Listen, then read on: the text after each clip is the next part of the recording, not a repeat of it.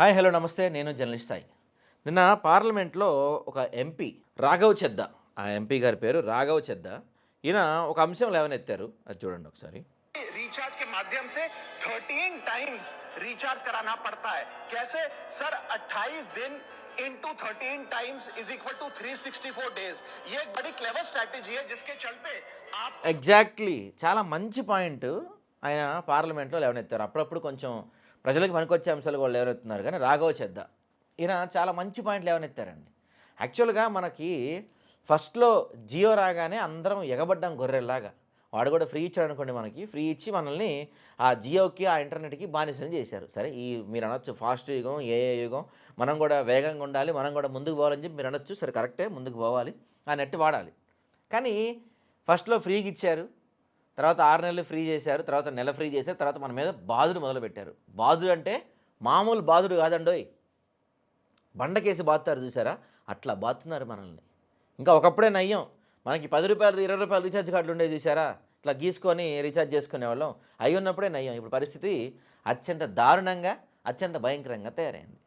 ఆయన చెప్తున్నారు కదా ఎంపీ గారు, మనం సంవత్సరానికి 13 సార్లు రీఛార్జ్ చేస్తున్నాం. 12 నెలలుంటే 13 సార్లు ఎందుకు రీఛార్జ్ చేస్తున్నాం మనం? ఎందుకంటే ఎక్కడా కూడా మీరు చెప్పండి, ఏ కంపెనీలో అయినా ఏడన్నా ఉద్యోగం జీతం ఇచ్చే దగ్గరైనా ఎక్కడైనా సరే 30 రోజులు లెక్కేస్తారు. అవునా కాదా? మరి 28 రోజులు లెక్క ఎక్కడి నుంచి వచ్చింది మనకి అసలు? 28 రోజులు లెక్క ఎక్కడి నుంచి వచ్చింది? సంవత్సరానికి మనం 13 సార్లు ఎందుకు రీఛార్జ్ చేసుకోవాలి? 13 సార్లు రీఛార్జ్ చేసుకునే పరిస్థితి ఎందుకు వస్తుంది మనకి? ట్రాయ్ అని చెప్పి ఉంటుంది, టెలికాం రెగ్యులేటరీ అథారిటీ అని చెప్పి. వీళ్ళు ఏం చేస్తున్నారు వీళ్ళు? గతంలో మనం రూ. 10 రీఛార్జ్ చేసుకుంటే ఆ రూ. 10 అయ్యే వరకు అయిపోయిన తర్వాత కూడా మనకి ఇన్కమింగ్ కాల్స్ వచ్చేవండి. ఇప్పుడు ఊళ్ళల్లో ఉదాహరణకి మా ఇంట్లోనే చెప్తాను. మా మమ్మీ ఉన్నారు, పెద్ద ఆవిడ. మహా అయితే ఇన్కమింగ్ కాల్సే, అవుట్ గోయింగ్ తక్కువ. మాకు ఎక్కడో వేరే చోట ఉంటుంది. మహా అయితే నాకు కాల్ చేస్తుంది, లేకపోతే మా నాన్నకి కాల్ చేస్తుంది మా మమ్మీ. అంటే నెలలో మా మమ్మీ చేసే కాల్స్ ఎన్ని ఉంటాయి? మహా అయితే 10 లోపు కాల్సే అండి. 10 లోపు కాల్సే. 10 లోపు కాల్స్‌కి రూ. 219 పెట్టి రీఛార్జ్ చేయించాలి కంపల్సరీ. నువ్వు వాడకపో రూ. 219 పెట్టి రీఛార్జ్ చేయించాలి. మళ్ళీ నెల అయిన వెంటనే రీఛార్జ్ అయిపోయిన వెంటనే incoming cut, out going cut. ఈ ప్రజలందరూ ఎందుకు మాట్లాడతలేదు? ప్రజలందరూ ఈ నెట్ వాడి, లేకపోతే ఈ యుగంలో మన బ్రెయిన్స్ అన్ని తీసుకెళ్ళి ఏమన్నా బాత్రూంలో పెట్టొస్తున్నామా? ఎందుకంటే ఎక్కువసేపు జనం బాత్రూంలోనే ఉంటున్నారు ఈ మధ్య ఫోన్లు పట్టుకొని. బాత్రూమ్‌కి పోతే అరగంట సేపు బయటాడు అనుకున్నది వేరే విషయం. బాత్రూంలో బ్రెయిన్‌లు పెట్టేసి వస్తున్నామా? మేము వాడమని చెప్పి ఎందుకు మనం బాయ్‌కాట్ చేయలేకపోతున్నాం వీటన్నిటిని? సంవత్సరానికి 13 సార్లు ఎందుకు రీఛార్జ్ చేయాలిరా భయ్ అని మనం ఎందుకు అడగలేకపోతున్నాం మనం? నాకు నెట్ అవసరం లేదు, నాకు ఫ్రీ కాల్స్ అవసరం లేదు, నేను రూ. 10, రూ. 20 రీఛార్జ్ చేసుకుంటా, అవి అయిపోయే వరకు వాడుకుంటా. ఇట్లాంటిది ఎందుకు లేదు మనకి? గతంలో పాత రోజుల్లో రూ. 99 పెట్టి అంత పెట్టి చేస్తే సంవత్సరం వ్యాలిడిటీ వచ్చేది. ఈ సంవత్సరం పాటు మనం రీఛార్జ్ చేసుకోకపోయినా మనకి ఇన్కమింగ్ కాల్స్ వచ్చేవి, ఓటీపీలు వచ్చేవి కదా.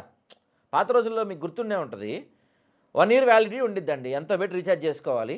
ఆ 1 ఇయర్ రూ. 10, రూ. 20 రీఛార్జ్ చేసుకుంటే ఆ బ్యాలెన్స్ ఉంటే అవుట్ గోయింగ్ కాల్స్ పోతాయి, లేకపోతే ఇన్కమింగ్ కాల్స్ వస్తాయి. సంవత్సరం మొత్తం ఇన్కమింగ్ కాల్స్ వస్తాయి, ఓటీపీలు వస్తాయి. ఆ వ్యవస్థ ఎటుపోయింది? మనం ఎందుకు అడగట్లేదు?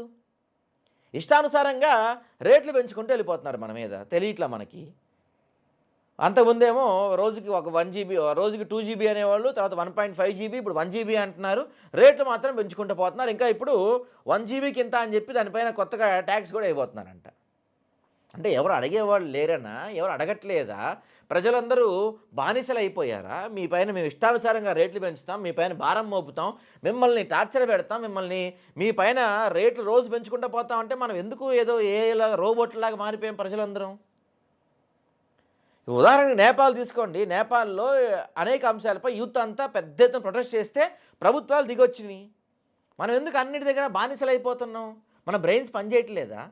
సంవత్సరానికి 13 సార్లు ఎందుకు రీఛార్జ్ చేసుకోవాలి రా భయ్ అని మనం ఎందుకు క్వశ్చన్ చేయలేకపోతున్నాం? 1 ఇయర్ వ్యాలిడిటీ ఉండేది కదా గతంలో, ఇప్పుడు అది ఎందుకు లేదు? నేను వాడకపోయినా నెలకు రూ. 200 ఎందుకు రీఛార్జ్ చేయించాలని మనం ఎందుకు క్వశ్చన్ చేయలేకపోతున్నాం? ఎందుకు మనలో ఇలాంటిది వచ్చేస్తుంది? ప్రభుత్వాలు కూడా ఎందుకు నిద్రపోతున్నాయి? ప్రభుత్వాలు కూడా 13 సార్లు రీఛార్జ్ చేయించి ప్రజల్ని ఇలా దోచుకుంటుంటే ట్రాయ్ ఏం చేస్తుంది? ఇప్పటికైనా ప్రజలు మారాలి. యూత్, పర్టికులర్గా యూత్ గురించి చెప్తున్నానండి నేను. ఇప్పటికైనా మీరు మారాలి, మీరు క్వశ్చన్ చేయాలి దీన్ని. పెద్ద ఎత్తున దీనిపైన ఏదైనా ఒక క్వశ్చన్ చేసి ఉద్యమం చేస్తే కానీ పరిస్థితి మారదు. దోచుకుంటున్నాయి మన టెలికాం సంస్థలు. పోనీ నెట్వర్క్ ఏమైనా తీసుకొని వస్తుందా మనకి?